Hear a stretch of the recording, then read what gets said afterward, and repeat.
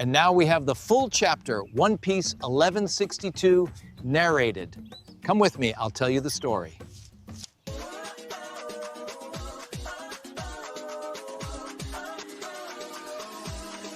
Hello everyone, welcome to Manga Information Channel, Sound here. Before we dive into today's content, I just want to ask you to hit that like button, subscribe to the channel and turn on the notification bell. That will help the channel grow and reach even more people. And now, without any further delay, let's get into today's video. Let's go! Cover story. We start with the cover story, which finally reaches its end.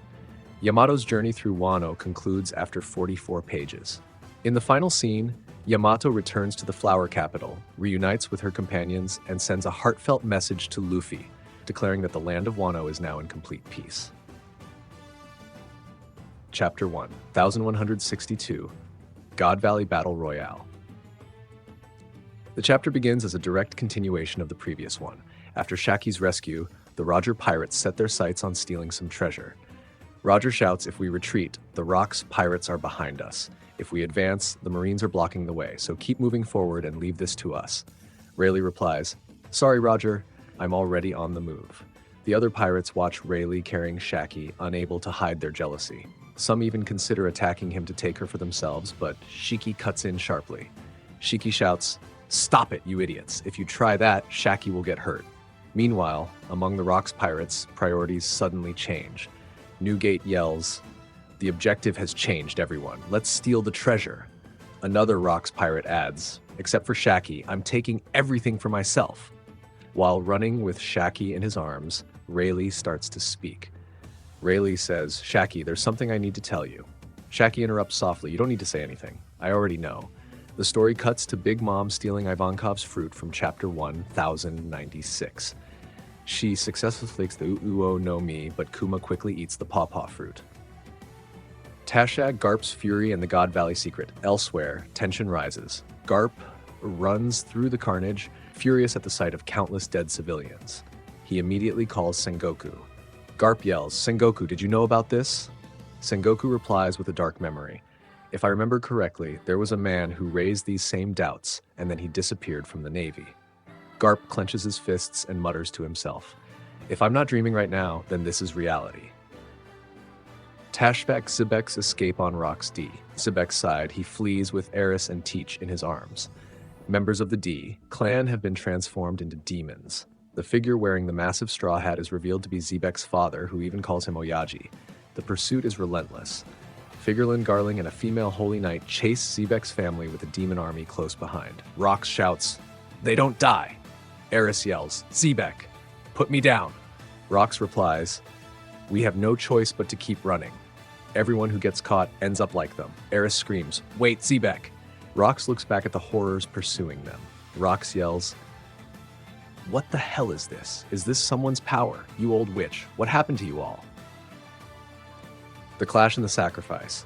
Garling observes Rocks. Garling says, "As expected, they really are strong. The wounds he inflicted are regenerating slowly. A massive gash on Garling's head closes sluggishly. The female Holy Knight smiles maliciously. Holy Knight says, "Now that we know he's a member of the D clan too, defeating him will surely please the great Imusama." Garling replies, "Yes. If nothing else, it's a stroke of luck for this ruined game." While fleeing, Eris pushes Zebec to let her go. Eris yells, "Put me down already, Zebec. Do you really think you can fight with only one free arm?" Zebec answers with gravity, "Listen, Eris, anyone who carries the D name, if captured, will face unimaginable torment. Even hell will feel like a gentle breeze in comparison." Eris responds with pride and sorrow, "I know. And I know I'm a true member of the D clan now. Even someone like me, a pirate, was treated kindly by all of you. I know the clan's fate well, so please, Zebec, put me down." She breaks free from his arms. Eris says, "If I were just a woman who couldn't protect a single child and kept clinging to you like this, you never would have fallen for me, right?" Rocks mutters, "You idiot." Eris shouts, "If it looks like we'll be captured, I'll kill Teach and end my life. We'll all survive in our own way.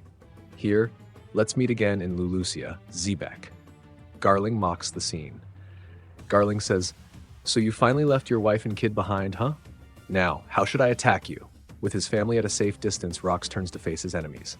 Rocks says, "I don't know why, but it feels like I'm the one being saved here." From now on, none of you will take another step. With immense power, he slashes the ground, creating a massive line that stretches across nearly half of God Valley. Rox yells, "Then come at me, you monsters." Eris, still running, looks back and shouts his name. In her arms, little Teach turns toward his father, and a single tear falls from his eye. Kaido versus Big Mom. Chaos on the island. Big Mom laughs loudly. Big Mom shouts, "Mahaha, this will do. It's the Uowo no Mi. I'll make Katakuri eat it. For the future of my pirate crew, I need power like this." Her celebration is brutally interrupted. Kaido suddenly appears, smashing her head with his kanabo. The devil fruit flies from her hand, and midair, Kaido grabs it with a mocking grin, chomps down, and swallows it whole. Lin Lin roars with fury. "Kaido, you bastard!" The scene cuts to two separate escapes. On one side, Dragon runs with determination. Dragon yells, "I won't let you die here." Baby Shanks cries in his arms. Meanwhile, Eris runs in the opposite direction. Eris shouts, "Even if it's just you, I'll make sure you survive. Teach." Justice, treasure, and the birth of evil. The scene shifts to the treasure vault. A Marine shouts, "Don't let those pirates leave the island." Garp, lost in thought, wonders, on this island, what does justice really mean? Meanwhile, the Roger pirates discover enormous treasure. Gabin yells, "Treasure on a scale I've never seen before." Another pirate says, "Look, there are even devil fruits here." Gabin orders, "Load everything up." Citizens cheer, relieved, while Marines shout to destroy the pirates' ships and not let anyone escape. High above, Saturn speaks with Amu. Aimu asks, "Saturn, is Rox already dead?" Saturn replies, "I don't know. Everything has gone beyond expectations. In fact, I have this dangerous feeling that all this destruction will give birth to something new." Imu says coldly, "I will not allow that." In the distance, a dragon appears. Pirates gasp, "What is that? A dragon?" A Marine fighting it trembles. I feel a fear so deep, like something new and terrible is about to be born. Meanwhile, young Kuma uses his devil fruit powers to help people escape. Freed slaves thank him, some crying that they had already given up on life. Kuma tells them there's no need to thank him and urges them to run. Suddenly, a powerful wave of Haki spreads across the entire island. The unthinkable alliance. Back on the island, a hellish scene unfolds. Imu's body twists and transforms into a terrifying silhouette. Zebec stands tall, surrounded by the corpses of his relatives, while Garp struggles to breathe. Garling mutters, "Damn it." Rox yells, "You dared to touch my family, you bastard. If anyone's gonna kill me, it'll be me first." An unthinkable alliance forms. Rox, Roger, and Newgate prepare to face the threat together. Rox says to Newgate, "You're gonna help me, right? I must be hallucinating." Newgate replies, "Don't worry. I'm always drinking on your tab anyway." Kaido, in his full dragon form, laughs thunderously. Kaido shouts, "Look at me, you two. I finally got a new power and I want to test it properly." Rox laughs, "Good for you. I've never seen you this happy." Newgate interrupts. "All right, that's great and all, but what the hell is that in front of us?" Panic spreads among pirates and Marines. Pirates scream, "What is that? What kind of shape is that? What kind of monster is that?" Garp mutters in disbelief. "This has to be a dream. What the hell is happening on this island?" Roger's eyes shine with excitement. Roger says, "What magnificent days of adventure we're living. There's still so much I don't know." All eyes turn to the colossal figure. Rox says with dread, "You're asking what that is? Well, that is the world."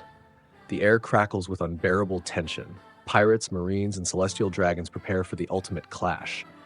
The great battle is about to begin. End of the chapter. Break closing. That was chapter 1, 1162 of One Piece. I strongly recommend reading the official translation because even a single word out of context can completely change the meaning and spark wild theories. If you enjoyed the video, don't forget to like, subscribe, and turn on the notification bell so you never miss a new upload. Thanks for watching and see you next time. Pronto.